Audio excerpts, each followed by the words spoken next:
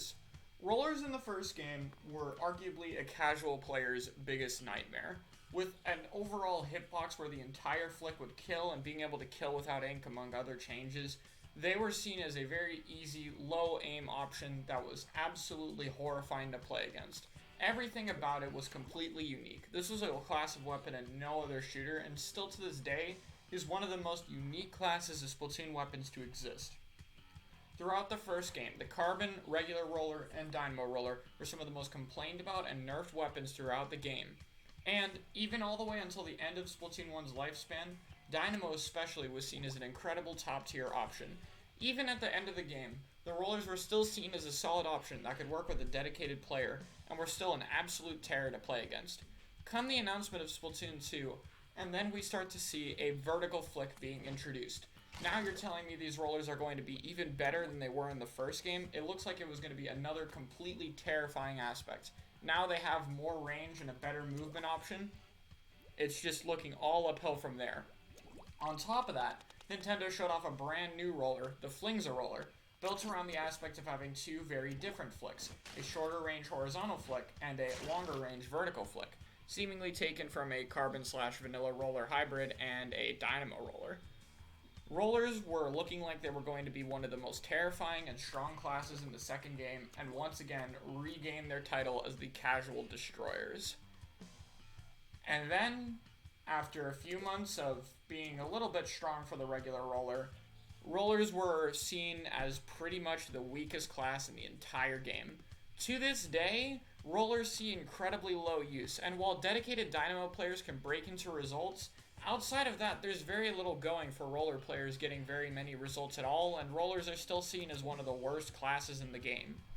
And it sucks. This is one of the most unique and overlooked classes, and it really brings a lot to the table in terms of uniqueness for Splatoon. Nothing else really plays around the ink aspects as well and has such a unique weapon design and feel to it. But I think what's more disappointing is the new roller they put out, the Flingza roller. Sure, it's an interesting design concept. The actual changing of the shape of the two different flicks is really cool, but it's not really that strong a weapon. The main reason to it is because its two flicks really don't have much synergy with each other. The vertical flick is really good for painting, but even then it's a very more straight line rather than something that can paint like a zone or area effectively like a Dynamo. And its horizontal flick is terrible at painting, so it can get caught really easily, and the kill range is much more unreliable than its other rollers, and it can be really difficult to be consistent with it. On top of that, rollers just kind of struggle in this meta in general. Approaching is really difficult for them, the kill range is really short, they don't paint very well, but I thought when Flingza was released that this was going to be the most broken roller we have ever seen and a true top tier option to last the entire game cycle. And I felt if they did it a little bit differently, it would have been. I think with one change, Flingza could have been the most broken roller that we've ever seen in this game. And what changes that? I very much wish that they changed which flick was which. Currently, we have around, let's say, a Carbon to regular roller horizontal flick, and a Dynamo-esque vertical flick. But what if it were the other way around? What if we had a Carbon vertical flick and a Dynamo horizontal flick? So in essence, a reverse Flingza roller. This has been a talked about concept, it's nothing new, but I don't think people realize how strong this would have been. Something Dynamo Roller has as a great strength is its absolute painting capabilities. You absolutely have to move a Dynamo if it's doing something like flicking near a zone, and it can paint over an area on its own. It's a roller that doesn't need to approach as much and doesn't have the painting weakness. And now it's very slow and has its own problems, but I just want to iterate how important the horizontal flick is to its strengths. In the first game, this thing was so strong that it would basically take zones by itself. You had to move this thing, and moving Dynamo was a problem. Dynamo's vertical flick can be nice for some long-range damage and painting, but it's overall nowhere near as useful. The horizontal flick just covers an area much better than an actual vertical flick would, especially if you were going to test something like a zone. However, Carbon, on the other hand, is pretty much very different. Its horizontal flick is a lot like Flingza's. It's very unreliable, its range is really bad, and it's difficult to get in. And this is with Carbon being as fast as it is. However, Carbon's vertical flick, while still being really fast, more than makes up in the range department, giving much better actual range and kill power to it.